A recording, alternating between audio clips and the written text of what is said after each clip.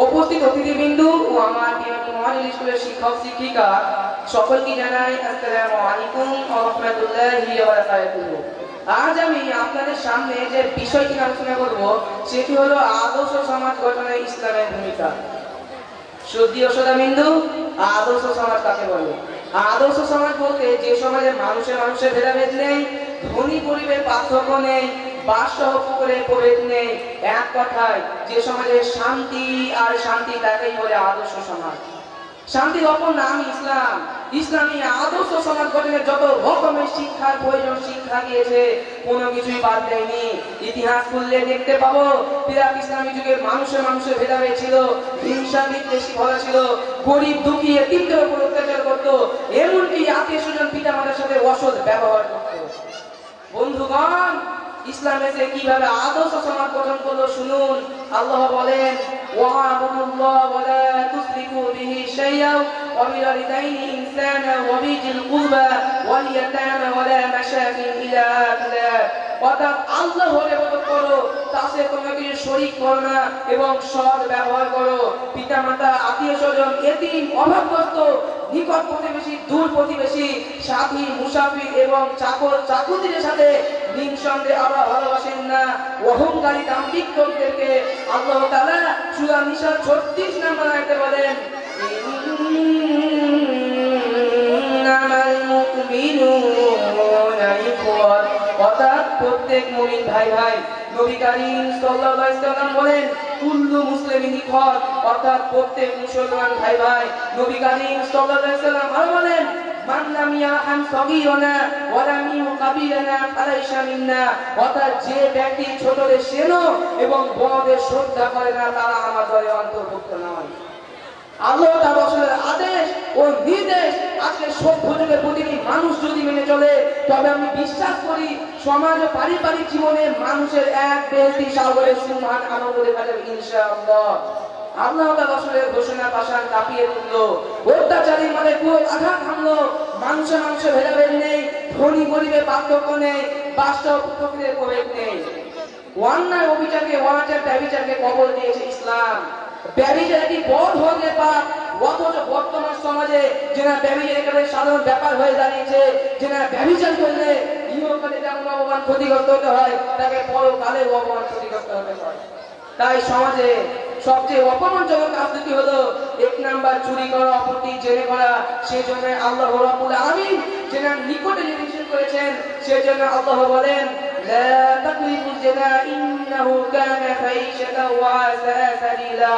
অর্থাৎ ইসলাম মানুষের প্রতি কোনো অত্যাচার নামেনি, ধনী গোষ্ঠীকে ফাঁসির মঞ্চে ঝোলায়নি।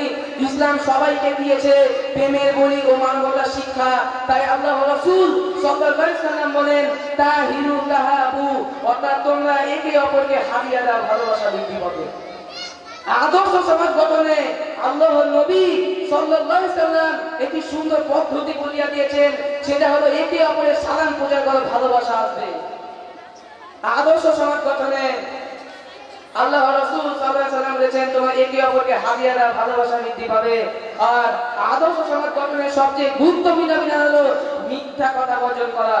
কারণ মিথ্যা মারাত্মক অপরাধ। এই মিথ্যা কথার জন্য সমাজে অশান্তি সৃষ্টি হয়, পরস্পরের ঝগড়া, বিবাদ, হিংসা, বিদ্বেষ, শত্রুতা বৃদ্ধি পায়। যারা সর্বদা মিথ্যা কথা বলে তাদের আল্লাহর সুপারিশ না। তাই আল্লাহ বলেন, ইন্নাল্লাহা লা ইয়াহদি মান হুয়া মাসিল কাযযাব।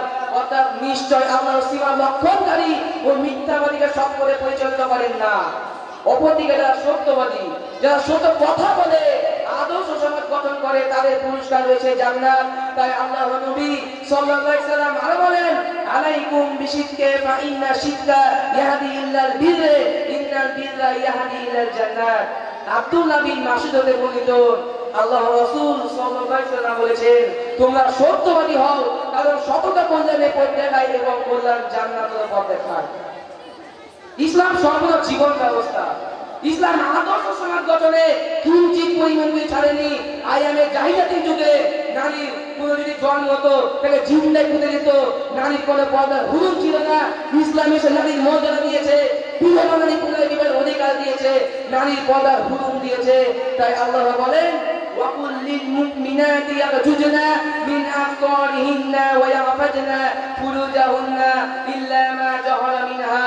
অর্থাৎ হে নবী, আপনি আপনার বিবিগণকে এবং আপনার কন্যাগণকে এবং অন্যান্য মুসলিম মহিলাগণকে বলে দিন তারা যেন বড় চাদরে খামতিদারকে তারা আবিদে বলে রাখেন। সুবহানাল্লাহ। অর্থাৎ মুমিন মহিলাদের বলুন যাদের চক্ষু যেন সংযোগ না থাকে, তাদের যৌনাদের সংরক্ষণ না থাকে, সাধারণ প্রকাশ থাকা ব্যতীত তাদের আভরণ যেন প্রকাশ না থাকে, তাদের ঘাড় ও বক্ষে যেন মস্তিষ্ক বস্ত্র দ্বারা ঢেকে রাখেন। তাই আল্লাহ তাআলা আরেক জায়গায় আরো বলেন ওয়ামা আতাকুমুর রাসূলু ফাখুযুহু ওয়ামা নাহাকুম আনহু ফান্তাহু।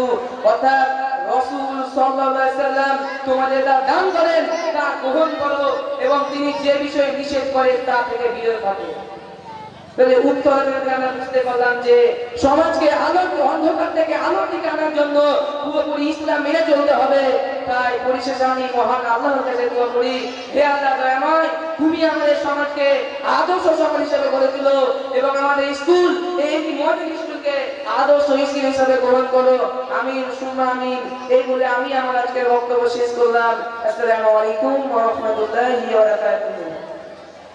ওয়ালাইকুম আসসালাম ওয়া রাহমাতুল্লাহি ওয়া বারাকাতুহু। ধন্যবাদ স্যারকে।